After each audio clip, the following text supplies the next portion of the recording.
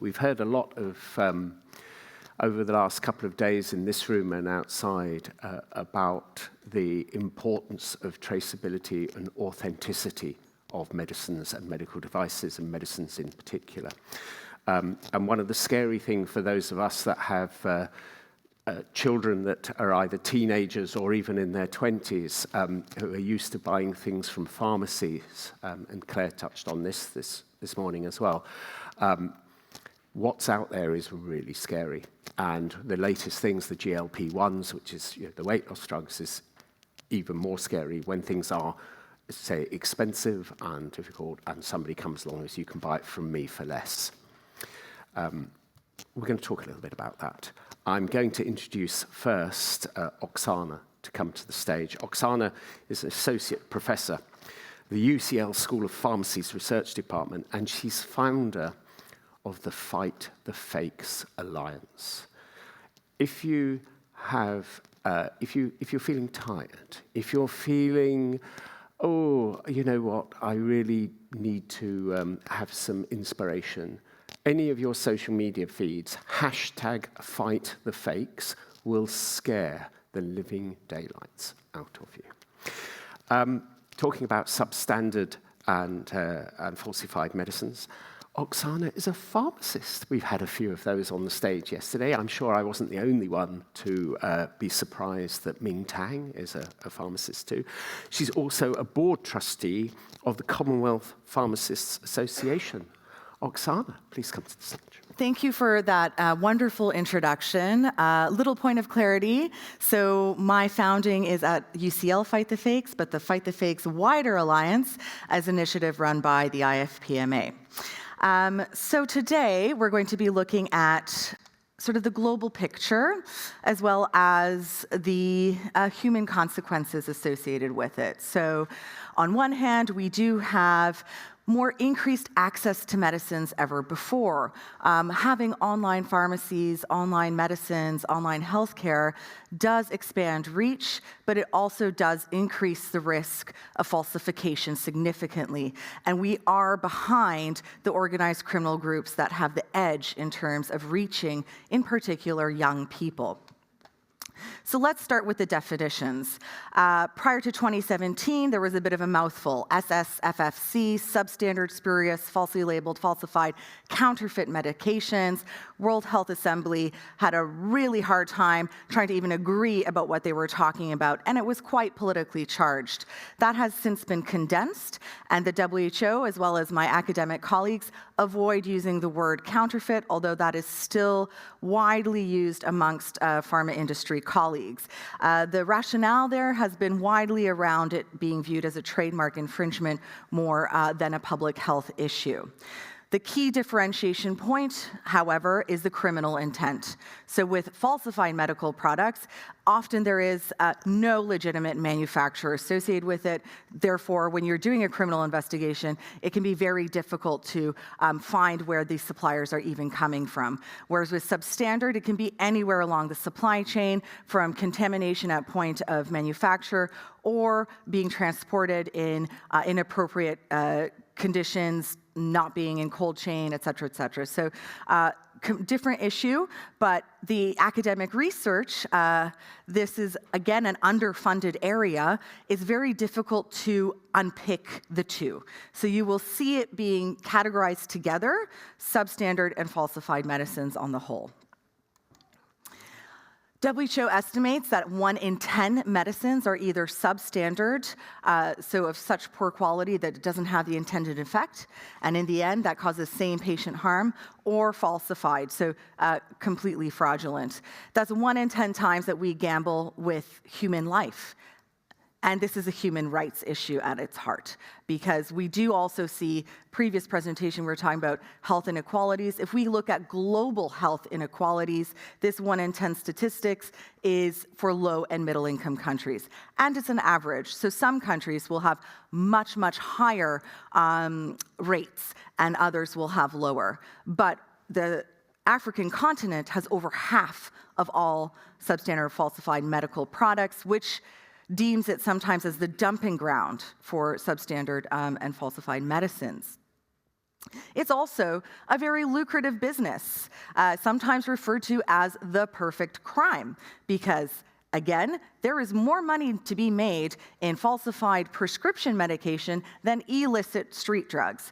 You can make much more money, the market is much bigger, and the penalty is much lighter. So you will have less jail time selling falsified cancer drugs, let's say, than heroin.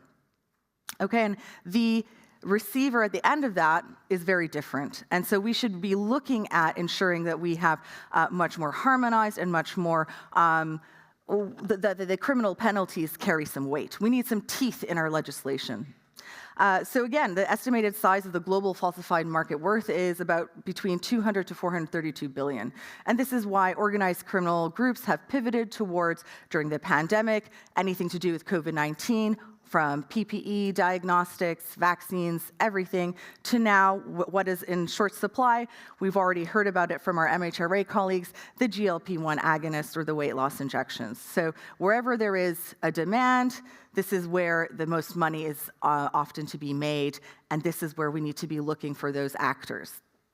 Now, this could be also in the case of natural disasters, wars, conflict. My colleagues in Ukraine, I have been in contact with the Ministry of Health as well as the Office of the Prosecutor General. They're having huge problems with falsification of pharmaceuticals there as well.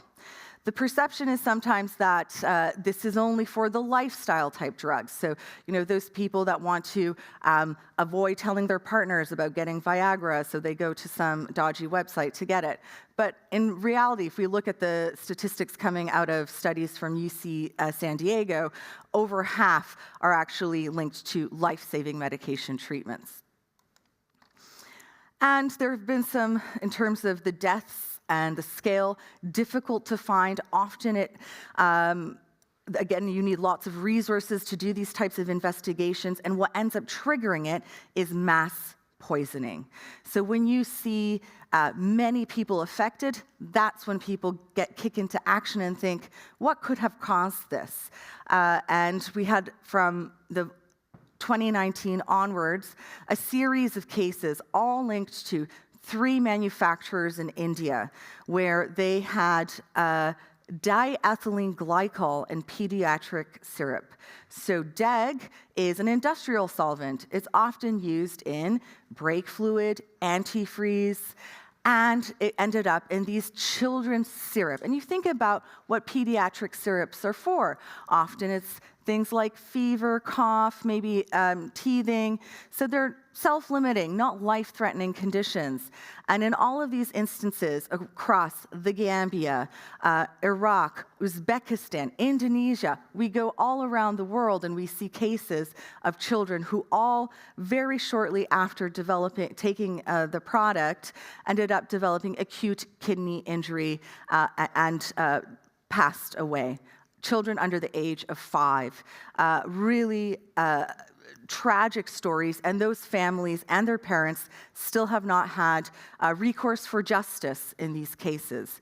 And in this instance, the level of DEG was over 34%, where the WHO says it should be only at a 0.1% threshold.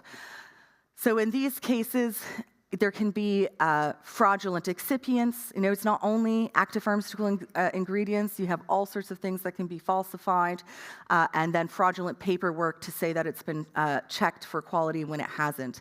And it leads to these tragic cases. In fact, the FDA was actually birthed out of DEG poisoning cases in the US. After that, they investigated the reasons behind it. It never happened again in America. But in low-income countries, we see this cycle repeat over and over again. And the latest case, there are hundreds of children. In reality, that figure's probably in the thousands. But being able to track each and every one of them and identify the cause of death, particularly in low resource settings, is very complicated. So all of these figures on the slide are at best estimates, and the real figures are going to be significantly higher. So if we look again at some of the commonly reported falsified medicines in low-income countries, antibiotics are also high on that list, which then lead to antimicrobial resistance. AMR is one of the top 10 global health threats identified by WHO. Without effective antibiotics, we are looking at the dark ages of medicine, where chemotherapy and cesareans and other common procedures will also not be safe. So this does affect all of us. While the ultimate cost of substandard and falsified medicines is human life, there are other costs too. There's socioeconomic costs, where we see wasted resources, where people who get treatments, they are not cured from the disease, they have chronic disability, and this then weighs heavily on the healthcare system. It can also mean that they are not able to work and contribute to the economy, and ultimately, especially in the era of RFK, we have less trust in healthcare systems, healthcare professionals, and in medicines themselves. There is a slight, of course, difference in the types of issues that we see in low-income contexts versus high-income countries, where there's more likely to infiltrate the legal supply chain, so you could go into a pharmacy or hospital and be more likely to receive a product that is not legitimate, does not have the correct ingredients, or could be contaminated. In high-income countries, often the problem is, although it does happen on occasion, it's much more rare, and what we do see is illegal websites, social media. Again, in the US, unlike the UK, you can have direct-to-consumer advertising. People like Kim Kardashian are pushing medicines, Serena Williams, etc. So, and in that sense, social media is global. Just because we're not allowed to do it here, it doesn't mean that young people or anyone isn't able to see that here in the UK or anywhere in the world.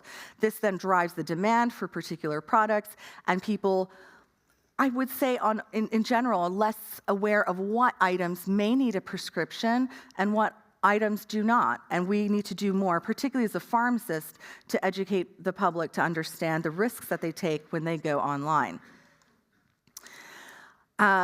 The more one looks, the more one finds. So again, with this issue, we have some information, but the scale of the problem is much larger. WHO did find falsified did issue an alert, a global alert on falsified Ozempic in the US, UK, Brazil in 2024. This is from cases in 2023. So it can happen. We do see very sophisticated counterfeits where really only the barcode is what is different. MHRA seized 869 fake Ozempic pens, and we'll hear later about another, just as of yesterday, breaking news, Operation Subaru. They seized even more falsified medicines, so I look forward to speaking to the panel about that.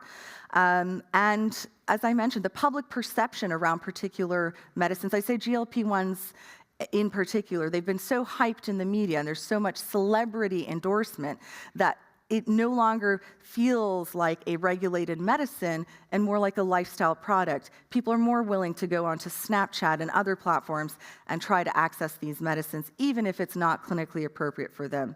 The General Pharmaceutical Council has tried to introduce more clinical screening to make it more appropriate for patients and protect patient safety, but we still have a long way to go as far as this is concerned.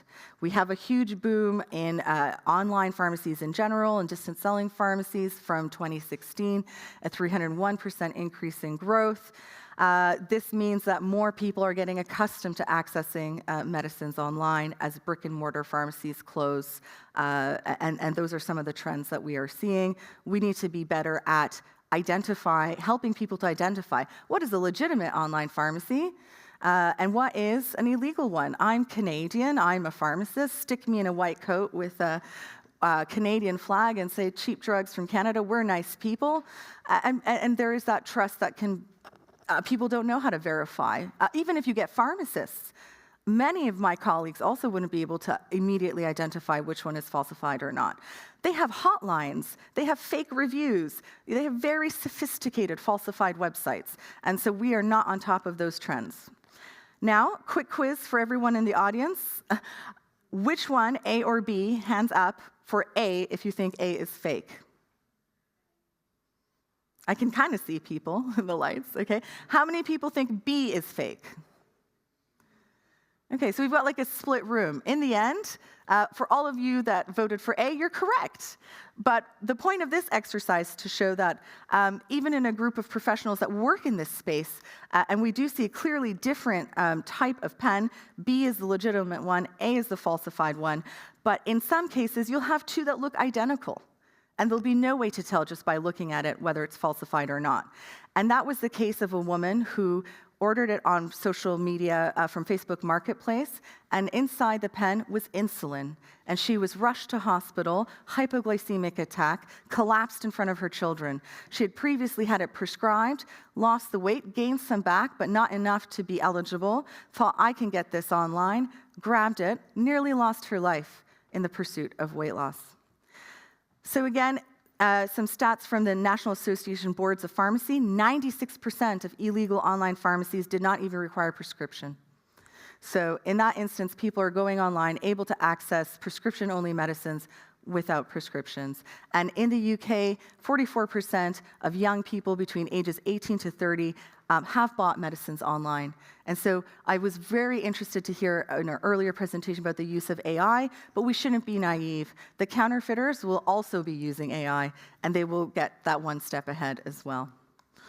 What are some of the solutions? So as a pharmacist and as an educator, I believe education, all healthcare professionals should have formalized curriculum to be able to prevent, detect, and report, to know what steps to take, to have that conversation with their patients in their consultations about where are you getting medicines from, increase public awareness about safety of how to safely access medicines. There's some great initiatives with Alliance of Safe Online Pharmacies, Google Demote, to make those unsafe websites the very last to appear. But there's more to be done. And I think we'll discuss some of these other solutions in the panel themselves, because I have run out of time. But please do have a look at Fight the Fakes Alliance and the work that we do. Our mission is to raise awareness, give a voice to victims, and advance regulatory policies to prevent substandard and falsified medicines from harming our patients. Thank you.